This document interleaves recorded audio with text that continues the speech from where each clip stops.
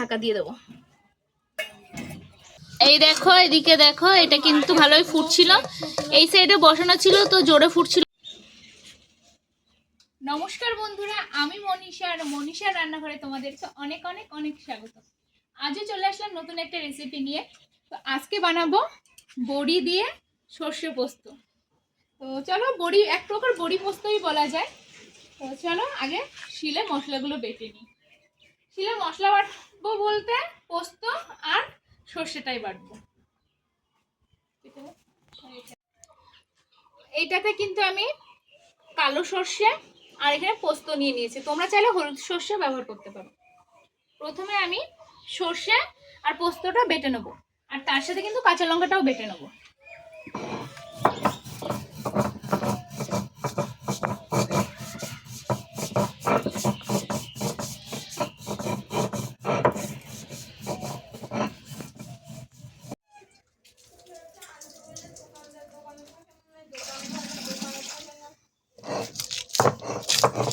এবার কিন্তু এটার মধ্যে লঙ্কা দিয়ে দিই।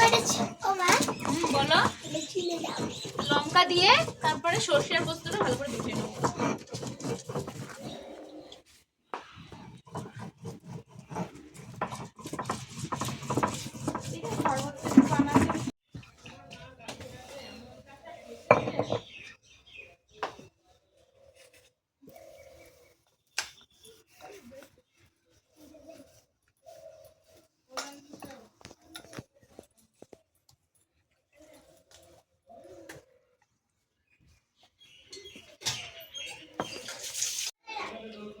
পোস্ত লঙ্কা সর্ষে আমার বাটা হয়ে গেছে। এবার উনুনটা আমি ধরিয়ে নেবো।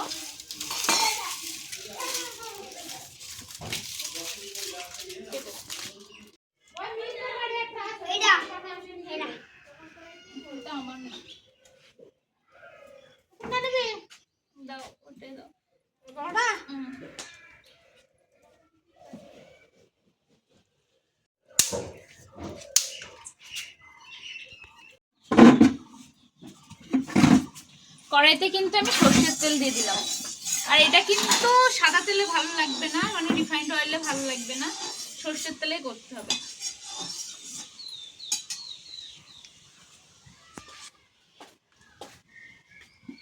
তেলটা কিন্তু গরম হয়ে গেছে। এবার কিন্তু এই যে বড়িটা দিয়ে দিলাম। আর এটা কিন্তু পুরো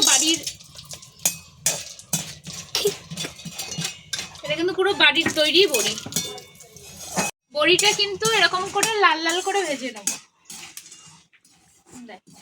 বড়িটা লাল লাল করে ভেজে নেব। ভেজে নিয়ে ওখানে তুলে নেব। একবারে টিফিন বক্সের মধ্যে তুলে নিচ্ছি। কেন?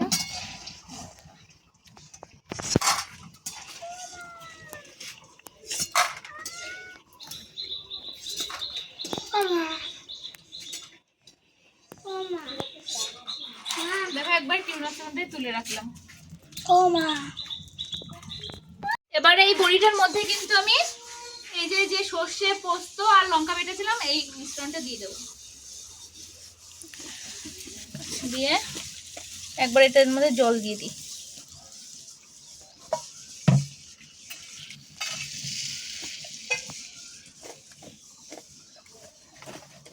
জল দিয়ে ধুয়ে দিয়ে দিলাম।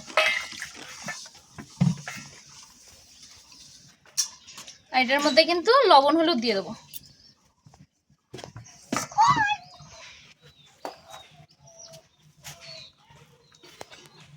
একবারে মিক্সড করে নিলাম।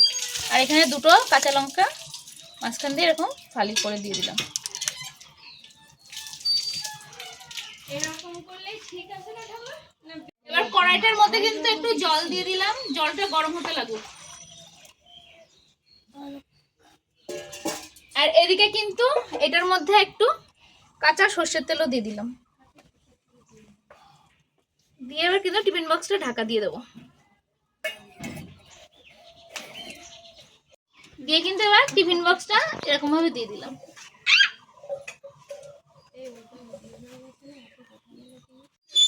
এবার কিন্তু এটা ঢাকা দিয়ে দিলাম। এই সময় একটু জোরে জাল দিতে হবে যাতে জলটা ফুটে ওঠে। জলটা ফুটবে আর ওটাও কিন্তু ভাপে ভাপে হবে। এটা কিন্তু আমি ফার্স্ট টাইমই তোমাদের সামনে করছি, জানি না কেমন খেতে হবে। তো খেয়ে দেখা যাক। এই দেখো, এদিকে দেখো, এটা কিন্তু ভালোই ফুটছিল। এই সাইডে বসানো ছিল তো জোরে ফুটছিল বলে আবার এই সাইডে দিয়ে দিলাম। এদিকে দেখো, এই দেখো টিফিন বক্সটা কিন্তু ফুটছে হালকা হালকা। দেখো হালকা হালকা কিন্তু ফুটছে। এটা খুব বেশি জোরে দিলে হবে না, কারণ ভেতরে তো বড়িটা সেদ্ধ হওয়ার ব্যাপার থাকে। এই জন্য কিন্তু হালকা আঁচ দিয়ে, যার জন্য ওই সাইডে দিয়ে দিয়েছি। এই সাইডে বেশি জাল লাগছিল তো তাড়াতাড়ি ফুটে যাচ্ছিল, জলটা ভেতরে শুকিয়ে যাবে তাড়াতাড়ি। আর ওখানে আস্তে আস্তে ধিমে আছে, আস্তে আস্তে হোক। দেখো আস্তে আস্তে ঢাকা দিয়ে দিয়ে করছি। চলো এবার ঢাকনাটা তুলে দেখা যাক, নামিয়ে দেখি কি অবস্থা এর। কি বাবা, বুঝতে পারছি না, খুব ভারী হয়ে গেছে।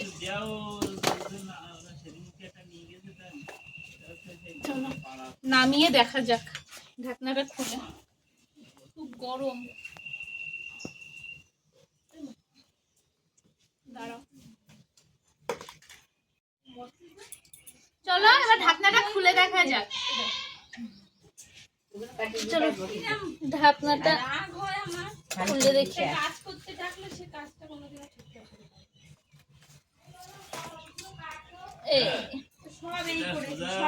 ঢাকনা খোলাই যাচ্ছে না। এই দেখো, এই দেখো শেষ। এটা আরেকটু এখনো ইয়ে করতে হবে।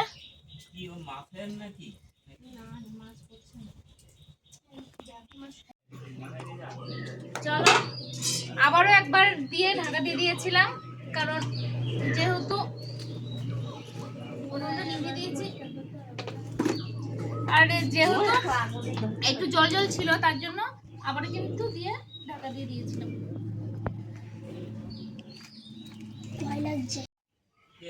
এবার কিন্তু একটা কাপড়ের টুকরো নিয়ে এসে তারপরে দেখো। আচ্ছা দেখো বড়িটা কিন্তু পুরো সেদ্ধ হয়ে গেছে। দেখো পুরো সেদ্ধ হয়ে গেছে, খেতেও কিন্তু ভালো লাগছে। একটু মুখে দিয়ে দেখেছিলাম, খেতেও কিন্তু ভালো লাগছে। তো ভিডিওটা যদি তোমাদের ভালো লেগে থাকে প্লিজ লাইক কমেন্ট শেয়ার করে দিও। আর যারা এখনো সাবস্ক্রাইব করোনি প্লিজ সাবস্ক্রাইব করে দিও। আর এই রেসিপিটা অবশ্যই যদি ভালো লেগে থাকে বাড়িতে একবার ট্রাই করে দেখো। তো টাটা সবাইকে।